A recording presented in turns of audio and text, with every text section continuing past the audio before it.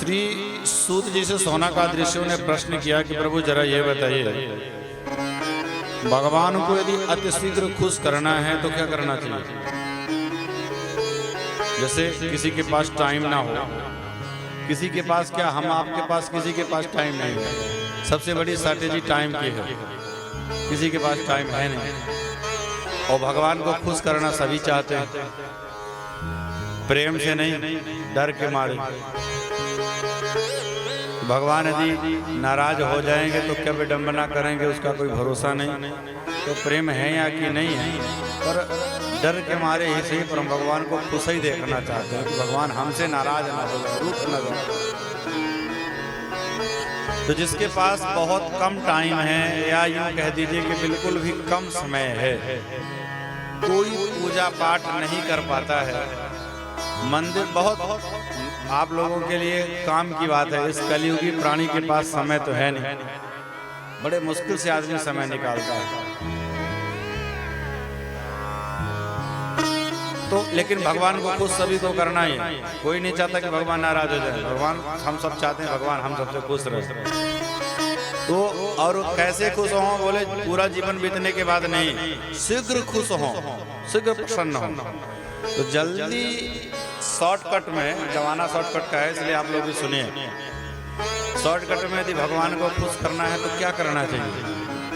पूजा पाठ का समय न मिले, मंदिर जाने का समय न मिले, भंडारा कराने का समय न मिले, हैं फल व्रत रहने के लिए शरीर अलाउ ना करे, हैं तो ये सब यदि हम कुछ भी स्वीकृत नहीं कर पा रहे हैं, फिर भी भगवान को खुश तो करना ही करना है व्यस्तता में भी। तो बोले ऐसा व्यस्त प्राणी है, उसके लिए 3 काम करना है। अच्छा, ये जो 3 काम बताए जा रहे हैं, इस 3 काम को करने के लिए आपको अलग से टाइम मैनेजमेंट नहीं करना पड़ेगा, समझे? अलग से कोई टाइम मैनेजमेंट नहीं है इन 3 काम को करने के लिए। बिना कोई टाइम मैनेजमेंट के ये तीनों काम किए जा सकते हैं। आप चाहे जितने भी बड़े पद में हो, चाहे जितना भी बड़ी वर्किंग हो, या कितने भी व्यस्त हो, ये 3 काम अपने जीवन में करें। क्या करना है? पहला काम क्या है? बहुत सुंदर बात लिखी हुई है, ये हम सबके काम की बात है। दयया सर्वभूतेषु संतुष्ट्या येन केनवा सर्वे इंद्रियोपशांता च तुष्यस्त्यास्तो जनार्दनः तुष्यस्त्यास्तो जनार्दनः।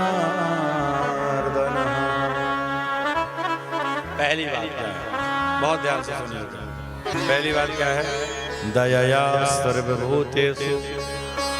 मैंने निवेदन किया है कि कोई टाइम अलग से आपको मैनेजमेंट नहीं करना पड़ेगा, लेकिन क्या करना क्या है? बोले सबसे पहली बात का ध्यान रखना है जीवन में, दयया सर्वभूतेषु।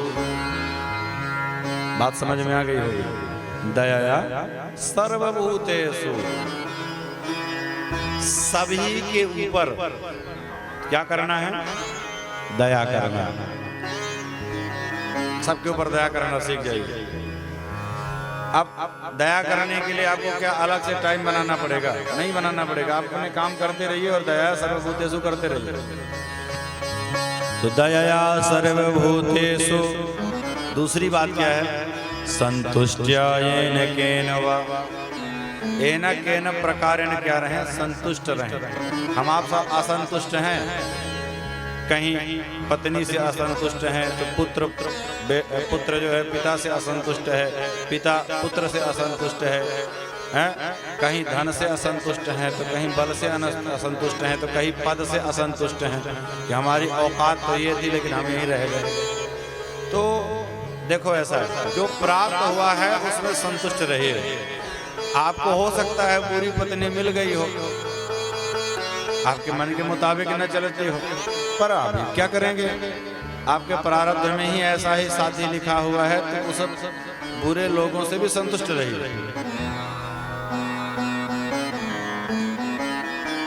तो मन माने या ना माने, लेकिन व्यक्ति को किसी भी बहाने संतुष्ट रहना है।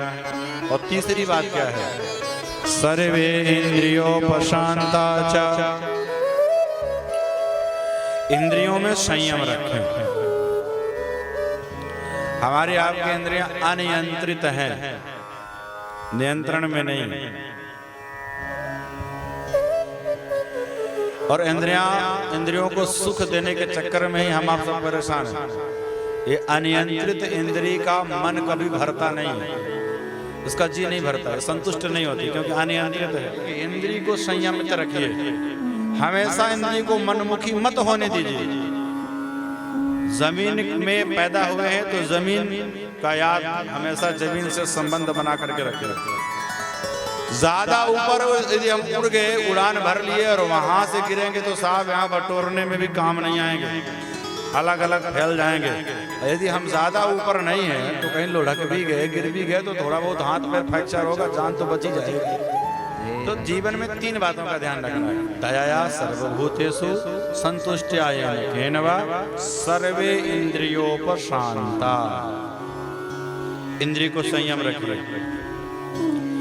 तो क्या होगा? आसुतुष्यति जनार्दन। वो परमात्मा, वो जनार्दन भगवान आसु यानी शीघ्र आपके ऊपर क्या हो जाएंगे? तुष्यति यानी प्रसन्न हो जाएंगे। तो आप यदि इन 3 बातों का अपने जीवन में ध्यान रख लिए हैं तो आपको विश्वास मानिए, अलग से पूजा पाठ या जन भजन करने की कोई आवश्यकता नहीं है। केवल इन 3 बातों का अपने जीवन में ध्यान रखिए तो श्री ठाकुर जी आपके ऊपर अनायास ही खुश हो जाएंगे।